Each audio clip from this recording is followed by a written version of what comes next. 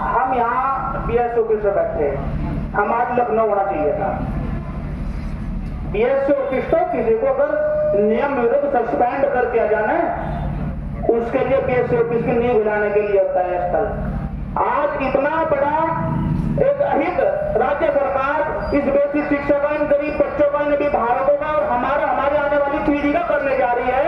और आज हम बस केवल शब्द नहीं मेरे पास, औपचारिकता कर रहे हैं। और इस स्थिति के लिए कोई एक संगठन जिम्मेदार नहीं, कोई एक अध्यापक जिम्मेदार नहीं, सभी संगठन जिम्मेदार हैं और सभी शिक्षक साथी जिम्मेदार हैं। सुनता केवल वो है जो बेचारा सामने बैठा।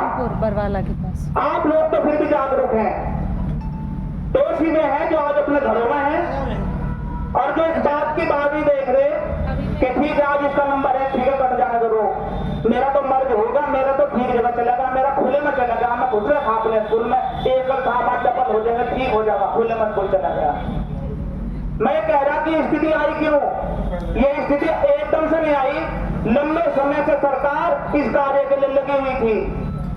सबसे पहले नई शिक्षा नीति जब आई, हमें आस लगी थी कि शायद अब विद्यालयों का उद्धार होगा। नई शिक्षा नीति 2020 में एक स्ट्रक्चर हमें दिया गया और ये कहा गया कि प्रारंभिक जो कक्षाएं हैं जिसे हम आंगनवाड़ी कहते हैं, वे आंगनवाड़ी और हमारी 2 कक्षाएं मिलकर 5+ का एक कॉन्सेप्ट बनेगा। पहले हमारे पास क्या था, कच्ची कक्षा 1 होती थी और उस कच्ची कक्षा 1 में हम अपने लिए कक्षा 1 का रॉ मटेरियल तैयार करते थे। हमारे पास कोई भी कैसा भी बच्चा आओ उसे हम पढ़ाते थे, उसको हम प्रारंभिक अक्षर ज्ञान, अंक ज्ञान करा देते थे। लेकिन जब से आंगनवाड़ी आई और इस आंगनवाड़ी के नाम पे हमें हमारा जो रॉ मटेरियल, जो कच्चा माल था, वो मिलना ही बंद हो गया। वे आंगनवाड़ी, हमें पता था कि जब उनका निरीक्षण होता था तो गुरुजी की खुशामद करती थी, गुरुजी ये छोटे छोटे से बच्चे हमारे तरफ बैठाए आज, हमारा क्या है, निरीक्षण है। और हम क्या करते थे, हम उनका सहयोग भी पूरा करते थे। वे बच्चे जो शहर में जिनके माता पिता पलायन कर गए, उनके बच्चों के नाम भी आंगनवाड़ी सेंटर पर चलते रहे। आप तो उस दिन खुली, मैं अपने गांव में शिक्षक 6 साल से मुझे पढ़ने का सिर्फ थोड़ा बच्चे मेरे बड़ी कक्षाओं में पढ़ रहे, मेरे बच्चों का नाम आंगनवाड़ी सेंटर पर, मेरे स्कूल के सेंटर पर। मगर मैडम ये जाकर रखा, अब जी क्या करें भैया, देखना पड़ता है।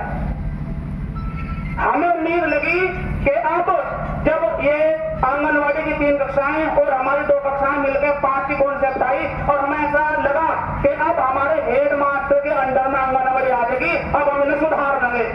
और जब ये सुधर जाएंगी तो हमारी छात्र संख्या बढ़ेगी, हमारे स्कूल टूटने से बच जाएंगे।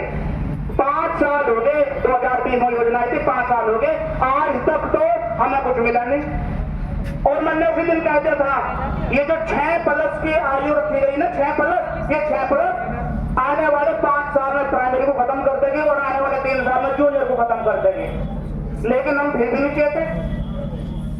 हमारी ब्लॉक में मीटिंग होती रहती है, हम भी आते रहे, लेकिन हमने एक चीज कही थी कि भैया आंगनवाड़ी का